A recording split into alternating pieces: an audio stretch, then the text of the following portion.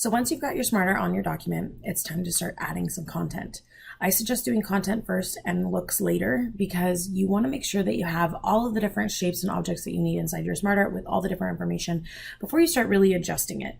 And SmartArt is kind of a fascinating piece because every time you insert a SmartArt, it is controlled by a bulleted list. And we understand bulleted lists, but it's important to note how they adjust when you're talking about a SmartArt object. So what I want to do here is I'm just going to go ahead and show you real quick down below our hierarchy SmartArt what the shapes are actually doing with a more simple SmartArt. So if I go to insert and SmartArt, which you don't have to do this, but you can follow along, I'm just going to use this basic block list. And when I click OK here, you can see that it starts me out with 5 boxes. But in the same sense, it also starts me out with 5 bullet items in this text pane. And I told you that this text pane is going to be a very important concept when it comes to this SmartArt because it actually is controlling every single shape. Every bullet is a shape. So if I click here and I start typing in the first bullet, it's going to type inside this first shape. So I can see first here for being the first shape. If I hit delete on my keyboard or I go to this bullet and I hit backspace, it will delete a shape and then I would be in the second shape. So when you're working on your SmartArt and you're actually controlling it, it's through these bullets.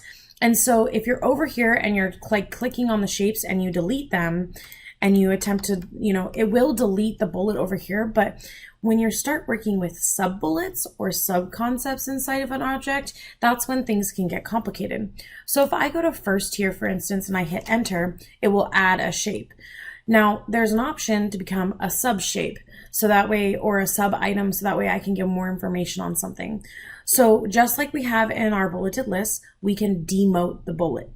To demote the bullet, you just hit tab on your keyboard. And when you hit tab on your keyboard, you can see that this sub-item becomes a bulleted item inside the shape and it's automatically formatted as a bulleted item. You can also see that up on the ribbon up here under our SmartArt Design tab, I now have a promote and a demote.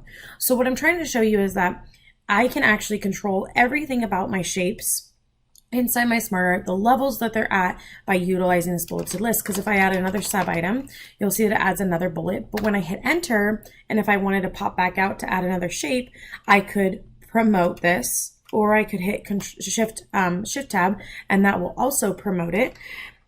So I can then put in a second shape here, and that would move this to then be the third shape, and this would then be the fourth shape. So you have this option to really control that. And I would also say that this works like when I start going to other types of lists. Like if I were to move to this vertical bullet list, you can see that the sub items become a little bit more important. If I were to move to this type of a list, a horizontal bullet list, also more important, right? So I need to recognize that this text pane is actually controlling everything inside of my shape and my SmartArt. So I'm going to go ahead and I'm just going to delete the SmartArt because we don't really need it, but I wanted to show you how those bullets can really work. Because when we talk about our hierarchy here, they control a lot of things. You can see that I have a bulleted list with one thing at the top level. Then I have an odd bullet that has this like little arrow next to it. And then I have 3 sub bullets. So I want you to think about which text box, which box over here on the right is this one with the little arrow instead of a bullet, because that one is acting differently than the rest. So which one do you think it is? Looking at this and looking at the order that they're kind of listed in top to bottom, this text pane right here is actually the bullet with the arrow. And this is not necessarily a sub bullet, but it is an additional shape within that first level. And it's actually called an assistant shape, which we'll talk about in the future. But I wanted to point out that it is a different bullet item. So what we're going to do is we're going to start out with one shape. And the reason we're going to start out with one shape is so that way we aren't confused by the different levels and we can control things. So with the hierarchy and those kinds of things, or anytime you're working with SmartArt, I kind of suggest that you limit yourself to either the shapes that it gives you, or limit yourself all the way back down to 1 and then start adjusting it. So I'm going to click up in the first bullet here, and we're not clicking in the boxes over here because you can see like I can take the boxes and I can move them around and stuff, but we don't want to do that until we're done with all our content. Once our content's there, then we can start moving stuff around. So I'm going to click in this top bullet here, and to delete to the right of my keyboard, which would be this way on the video, but either way, the right of my keyboard, I'm going to go ahead and hit delete on my keyboard. not backspace, until I have only one bullet. And at this point, we're going to start our family tree.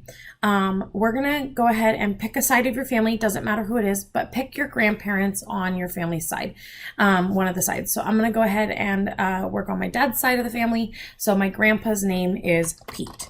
And so I'm going to pick a grandparent there. If you don't know their names, you can just put grandma or grandpa or whatever. You can put first generation, whatever you want to do to be able to do this with me would be great. But I'm going to put Pete, and I'm actually going to put Grandpa Pete. So that way I know what level he's at. And at that point, we're about ready to start adding in all the different levels of our hierarchy.